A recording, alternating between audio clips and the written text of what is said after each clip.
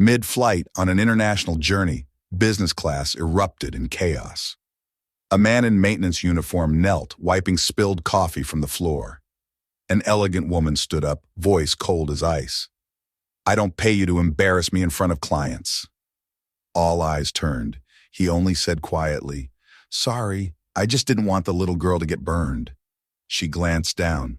Her daughter sat behind, trembling, coffee droplets on her dress. She turned back to him, furious. "You're fired, right now." He bowed his head. "As you wish." 10 minutes later, the child whispered, "Mom, I know him. Daniel Ross, 36 years old, single dad, maintenance worker for Aurora Airlines. Used to be an aviation rescue engineer. Left service after an accident took his wife's life. Living with his daughter Emily, 8 years old, a girl with mild asthma who loved reading books about the sky. Daniel chose the janitor job on planes because it let him fly close to the sky while staying near his daughter. That morning, he was assigned to a VIP flight from New York to Paris. Passenger list included CEO Catherine Hale, 32 years old, young billionaire running an aviation technology corporation. She was famous for perfectionism, arrogance, and hatred of mistakes. Before takeoff, Daniel helped a young flight attendant fix a leaking coffee valve. "You're skilled," she smiled. "Without you, I'd have been scalded," he simply replied. "Safety is the only thing I'm good at." When the plane reached stable altitude, the CEO emerged from her private cabin to inspect services. The attendant hurried to pour coffee, but trembling hands made the cup tilt, spilling onto the aisle. Daniel quickly knelt to wipe it before anyone could slip. Catherine frowned. "What are you doing in the VIP cabin?" "Sorry, coffee spilled near a small passenger's feet. I don't need your concern. You've already dirtied my $5,000 carpet." He bowed his head, wiped clean, and turned away. But when she stepped forward, the small girl behind coughed lightly. Daniel offered the child water, smiled. "Drink this, you'll feel better." She looked at him suspiciously. "Do you know my daughter?"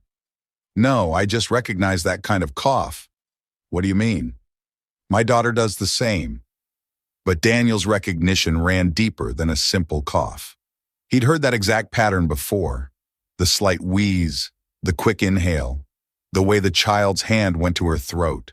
Classic mild asthma trigger, probably from stress or temperature change. He'd learned to recognize it intimately over the past 4 years, since the accident. Since Emily had developed anxiety-induced asthma after watching her mother die. Since Daniel had become hyper-vigilant about every breath his daughter took. The accident had been sudden, a multi-car pileup on a rainy highway. Daniel had been driving, Sarah, his wife, in the passenger seat. They'd been arguing about his job. She'd wanted him to quit aviation rescue. "It's too dangerous. Think about Emily." "I am thinking about Emily. I'm thinking about making the world safer for her." "You can't save everyone, Daniel." "I can try." Those had been her last words before the truck jackknifed into their lane. He'd swerved, avoided the truck, but sent their car spinning into the guardrail. Sarah's side had taken the impact. She'd died before paramedics arrived. Daniel had walked away with bruises. Emily, in the back seat, had been terrified, but physically unharmed.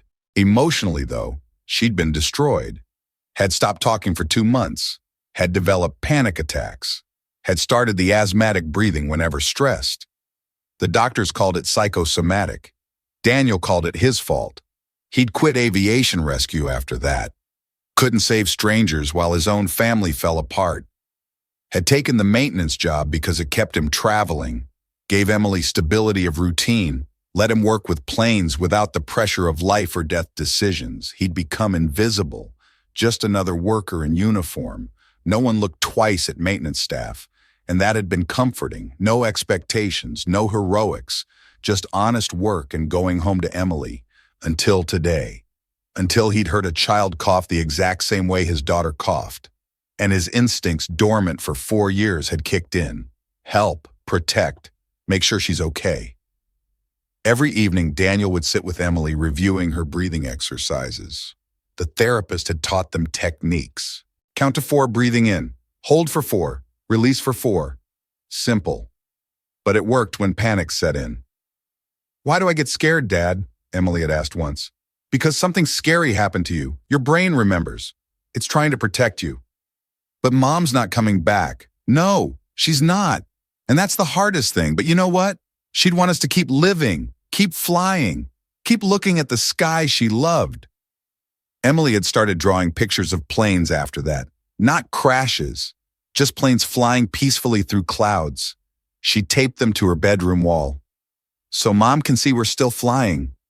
That necklace Daniel wore, the bird wings, had been Sarah's favorite piece. She'd worn it every day of their marriage. "Birds don't fear the sky," she'd say. "They trust it. We should too." After she died, Emily had insisted he wear it. "So Mom's always flying with you, Dad." He wore it every shift, every flight, a reminder of why he did this work. To keep the sky safe for people like Emily, people like Sarah had been, people who trusted that when they boarded a plane, someone cared enough to make sure they'd land safely. Conclusion of Act 1. Catherine frowned. "Don't presume familiarity. Consider yourself warned." He stayed silent, looked through the window, lightly touched a small necklace shaped like bird wings, his wife's keepsake. A flight attendant later recounted, "He touched that necklace whenever he was sad. We all knew it meant something, but he never talked about it. Just kept working, kept helping, kept being invisible." After the meal, the plane encountered light turbulence.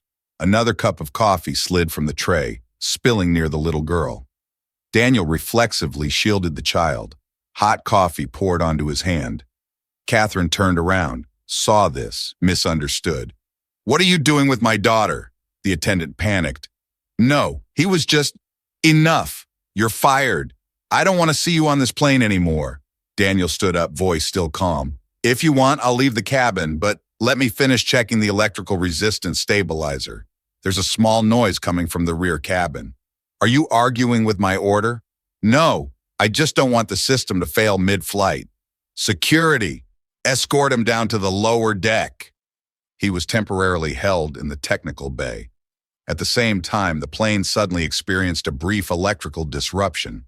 Lights flickered. The captain reported, "Load system overheating, switching to manual." Daniel heard this, shouted, "Don't reset everything. Wire 11 will catch fire." No one listened. He opened the inspection panel himself, hands still burned. He used his personal cable to create a temporary connection, stabilizing the voltage. 15 minutes later, the plane stabilized. The crew celebrated. No one knew who saved the system. Catherine still thought everything was normal, just shrugged. "Good, continue." But the crisis had been more severe than anyone realized except Daniel. Wire 11 was a critical junction in Aurora's newest aircraft model. A design flaw Daniel had reported 6 months ago when he'd first noticed unusual heat signatures during routine maintenance. He'd filed a formal report. "Insufficient insulation on high-load circuit. Recommend immediate inspection across fleet." The report had been dismissed.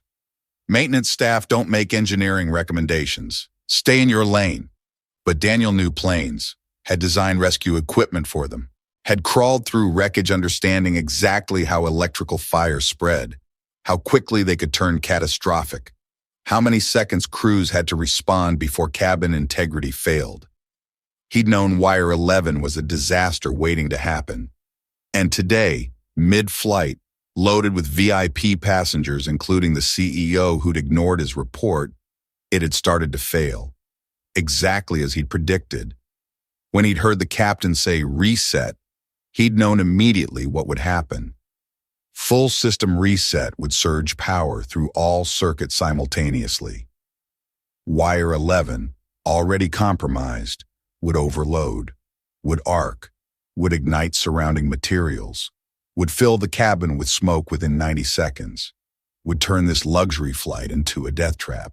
So he'd acted, despite being fired, despite being confined, despite knowing he'd face consequences, because that's what rescue engineers do. They don't wait for permission. They don't calculate career implications. They see danger and neutralize it. The temporary cable connection he'd created was textbook emergency procedure. Bypass the compromised wire, reroute power through redundant system, stabilize load, prevent cascade failure. He'd done it hundreds of times in training, dozens of times in actual emergencies. But he'd never done it while being detained for trying to protect a child from hot coffee. The irony wasn't lost on him. Fired for caring too much, imprisoned for insisting on safety, saving lives while being punished for doing his job. This was his life now. This was what happened when you cared about people more than protocols. When the lights had come back on, when he'd heard the crew celebrating, when he'd sat alone in the technical bay with burned hands and a maintenance manual, he thought about Sarah, about their last argument. You can't save everyone, but I can try, Sarah. I have to try. The technical bay was cold, dark except for emergency lighting. Daniel sat on the floor, back against the wall, cradling his burned hand. The pain was significant. Second-degree burns across his palm. He should report to medical, get treatment. But he'd been fired, escorted out like a criminal. Pride kept him from asking for help. He opened the maintenance manual instead, started documenting what he'd done, the bypass procedure, the voltage readings, the cable specifications. Someone needed to know that wire 11 wasn't isolated. It was systemic, would recur unless engineering addressed it. He wrote carefully, ignoring the pain, drew diagrams, noted temperature thresholds, calculated failure probability across the fleet. This plane had been lucky. He'd been here. Next time, maybe no one would be. Through the thin walls, he could hear passengers disembarking, laughing, oblivious to how close they'd come. And that was okay. That was the point. They shouldn't have to know, shouldn't have to fear. He heard a child's voice. Mom, can we fly again soon? A woman's voice. Maybe next month, sweetheart. Catherine's daughter, safe, unaware, exactly as she should be. Daniel smiled through the pain. This was why he did it. For children who got to stay children, who got to love flying instead of fearing it. In the darkness, Daniel looked at his wife's necklace, whispered, "See, I'm still keeping the sky safe." When the plane landed in Paris, Catherine prepared to leave when she heard a small voice behind her. "Mom, he saved me." "What?" "When I coughed, he blocked the coffee for me. His hand is all red." Catherine turned around, saw Daniel stepping out from the technical bay, hand wrapped in makeshift bandages. She was speechless. "You're injured?" "It's fine, just minor burns." "Why didn't you report to medical?" "You fired me. I didn't think I still had the right to ask for help." She was silent. The little girl looked at her mother. "Mom, I've met him before, at the hospital." Catherine froze. "Which hospital?" "When I was in the car accident 3 years ago, a man in rescue uniform pulled me out of the car." Daniel looked up, eyes welling. "St. Mary's Hospital?" "Yes," the girl nodded. "I didn't know that was your daughter." First twist, Catherine was shocked. The person she'd just humiliated was the one who'd saved her daughter from a burning car years ago. He'd been the rescue engineer on duty then. Her voice caught. "Why didn't you say anything?" "Because I don't save people to be remembered. I just do what's right." Second twist. The captain approached. "CEO, we discovered someone manually reconnected circuit 11. Without that, the plane could have had an electrical bay fire." Catherine looked at Daniel, realized he'd just saved 200 people again. She stepped forward, spoke loudly among crew and passengers. "Today, the man I thought was just a janitor is the reason we're all still alive." She bowed her head before him. The entire cabin applauded. Many people cried. Daniel only said quietly, "If you really want to thank me, remember your daughter needs a mother who knows how to listen." Catherine broke down, hugged her daughter. "Thank you for teaching me that." But the full truth was more complex than that moment revealed. 3 years ago, when Catherine's daughter had been trapped in that burning vehicle, Daniel had been first responder. The accident had been a 5-car pileup on the interstate. Multiple casualties. Triage protocol demanded he prioritize adult victims with better survival chances. But he'd heard a child crying, weak, barely audible over flames and sirens, and he'd made a choice, ignored protocol, ignored his commanding officer shouting orders. crawled into a vehicle that was seconds from explosion, found a small girl trapped in a crushed rear seat, cut her free, carried her out literally as the fuel tank ignited behind them. He'd saved her life and been formally reprimanded for violating triage protocol. You risked your own life and compromised the operation for one victim. She was a child. She was one life among many. You don't make those calls.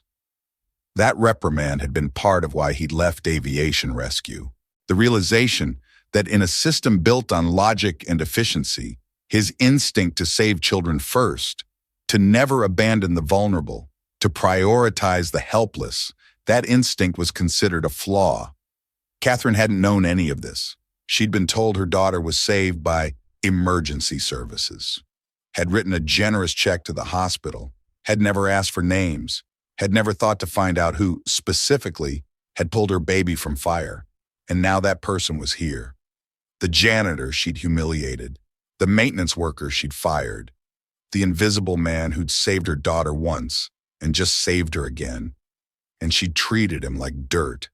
The shame was overwhelming, not just for today, but for every time she'd walked past maintenance staff without acknowledgement, every time she'd dismissed safety reports, every time she'd prioritized image over people, every time she'd confused authority with wisdom. "I've been so blind," she whispered. "No, you just forgot to look down." Most people do. They think the people below them are less important, but we're the ones holding everything up. The passengers who'd witnessed the scene had recorded it. By the time they'd reached the terminal, the video was viral. CEO fires hero janitor, then discovers the truth. Headlines everywhere. Catherine's phone exploded with calls, board members, press, investors, everyone wanting her response. She'd made only one statement: "I was wrong, completely wrong, and I'm going to spend the rest of my career proving I can learn from this." The board had been less forgiving. Emergency meeting called before she'd even left the airport. They'd convened via video conference in a private lounge, Catherine sitting alone facing 12 angry faces on screens. "This is a PR disaster," the chairman said. "You fired a hero, on camera, in front of passengers who are now all over social media calling us heartless." "I know. I was there. Do you understand what this does to our brand? Aurora is supposed to represent excellence, safety, care, and our CEO is caught on video humiliating the person who saved everyone's lives. I understand, and I take full responsibility." "Responsibility isn't enough. We need damage control. I need to make it right, not spin it, not PR it, actually make it right." The chairman had been silent for a long moment. "What are you proposing?" "Reinstate Daniel Ross. Publicly apologize, not a corporate statement. Me, personally, on camera, owning what I did wrong. Then I want to create a position for him, head of humanitarian safety. Give him authority to implement every safety recommendation he's ever made." That's expensive. Cheaper than a crash. Cheaper than what we'll pay in lawsuits if we ignore his warnings and something happens. The board will need to vote. Then let them vote. But I'm doing this regardless. If you want to remove me as CEO over it, that's your choice. But I'm not going to lead a company that doesn't value the people who keep us safe. The vote had been close, 8-4 in her favor, but it had passed. Catherine had called Daniel that night. He'd been at home, Emily asleep upstairs, when his phone rang. "Mr. Ross, this is Catherine Hale. I know you have no reason to take this call, but I need to say something. I was wrong, profoundly wrong, not just today, but in how I've run this company, in how I've treated people, in what I've prioritized.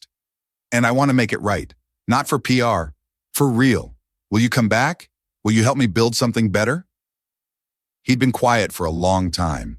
Then, "Why should I trust you?" "You shouldn't. I've given you no reason to, but your daughter should get to see that adults can admit mistakes. That power doesn't mean being right. It means being willing to learn. And I'm willing. I'm asking, please." Another long silence. Another long. Then, "Okay, but on one condition. Anything.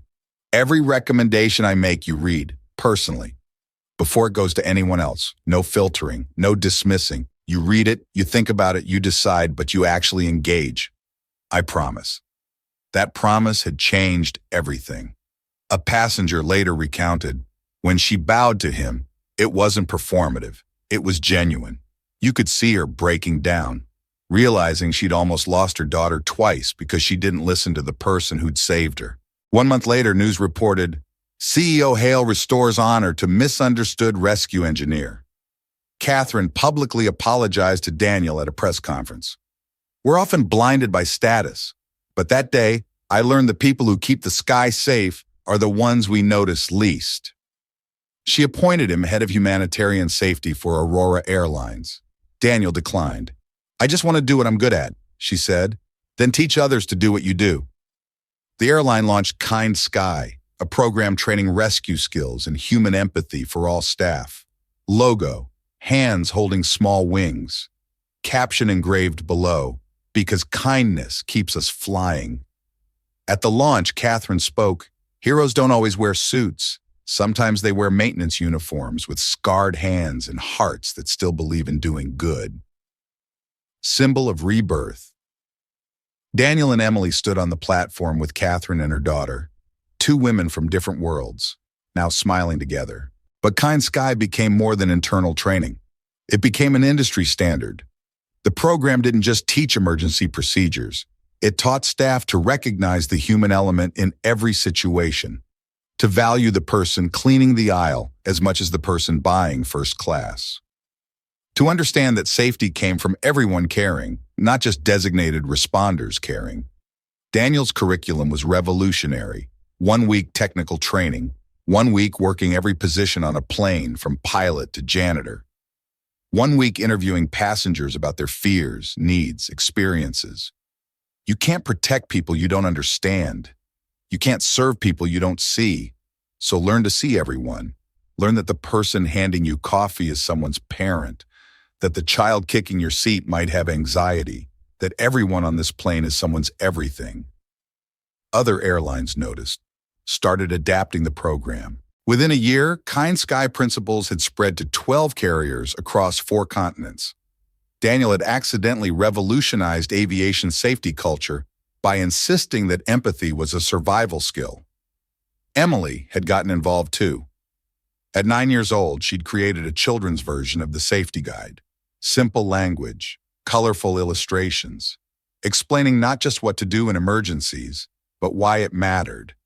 If you see someone who needs help, help them, because that's what my dad does, and he's the bravest person I know. The guide had been distributed to every child flying Aurora.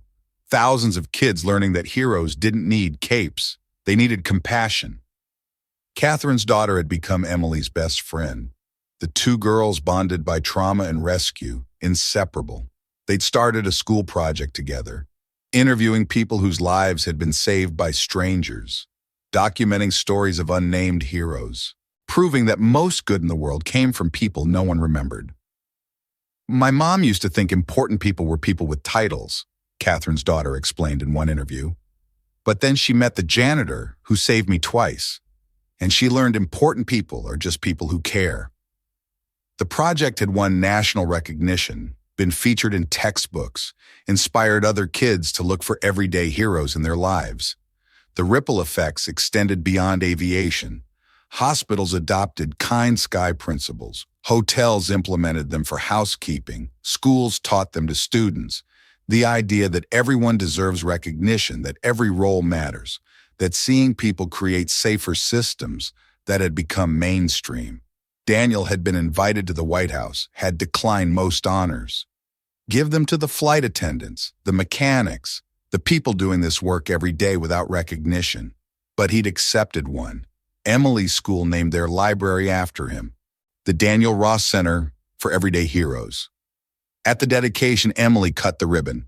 My dad says heroes are just people who care when it's hard, who help when it's easier not to. That's what this library celebrates. The audience gave her a standing ovation. Daniel, standing in the back, cried. His daughter, his brave, beautiful daughter, who'd learned not fear but courage, not bitterness but hope. From this day forward, I choose to see the people who keep my world safe. I choose to acknowledge those who serve without recognition. I choose gratitude over entitlement. I will honor the invisible hands that hold us up. 1 year later, Daniel took Emily to see Aurora's new airshow demonstration. Kind Sky logo printed on the aircraft fuselage. Catherine was there too, dressed simply with her daughter. She said softly, "You've changed so much, not just systems, but people." He smiled. "No, I just reminded them who keeps them safe." The two girls played together, laughter echoing. Catherine looked at him. "Sometimes I wonder if the plane hadn't had that malfunction that day. We'd probably still be living on parallel tracks. But fate didn't allow that." Final scene. Sunset light reflected off the plane's windows, casting 4 people looking up at the sky together. The narrator's final voice rang out. "Sometimes the person fired from their job is the one who keeps the whole world from falling." But the year had built something neither had expected, a genuine friendship across class divides. Daniel and Catherine had dinner monthly, always casual, always honest. She'd learned to ask about Emily's asthma, about Daniel's struggles affording medication on janitor wages, about the reality of working-class life she'd never seen from her penthouse office. And he'd learned about her struggles too, the pressure of running a company at 32, the loneliness of power, the terror she'd felt watching her daughter nearly die, the guilt of having been on a business call when the accident happened, too busy to drive her daughter herself. "We're more alike than different," she'd said once. "How? We're both parents who failed our kids, who got a second chance we didn't deserve, who are trying to do better." "I don't think you failed. I almost got her killed by ignoring safety warnings, by prioritizing efficiency over caution, by not listening to people like you. That's failure. But you learned. That's what matters." They'd stood at the air show watching their daughters, and Catherine had said, "You saved my daughter twice, saved me once, saved an entire plane of people. How do I ever repay that?" "You already have, by changing, by listening, by building a company that values the people I care about. That's all the repayment I need." Emily had walked over, tugged Daniel's sleeve. "Dad, when I grow up, can I save people like you?" "You already do, sweetheart. Every time you're kind, every time you notice someone struggling, every time you help, you're saving people all the time." Catherine's daughter had added, "My mom says Mr. Ross is why I'm alive. Is that true?" Catherine had knelt down, eye level with both girls. "Yes, and he's why you have a mom who finally learned to pay attention, to care about people, not just profits, to understand that the most important people are often the ones no one notices." The air show had ended with a flypast, planes in formation, trailing colored smoke, and on the ground, 4 people waved. 2 adults who'd learned to see each other. 2 children who'd learned that heroes were real and wore maintenance uniforms. Daniel had touched his wife's necklace, whispered, "I kept my promise, Sarah. I kept the sky safe. And maybe, finally, I've kept our daughter safe too." Emily had heard, squeezed his hand. "Mom would be proud of you." "I hope so. I know so, because I'm proud of you." And that, Daniel thought, was enough. More than enough. That was everything. If you believe kindness can still fly higher than pride, share this story and subscribe to My Stories. We tell moments that remind the world that true heroes never need recognition, only a chance to care.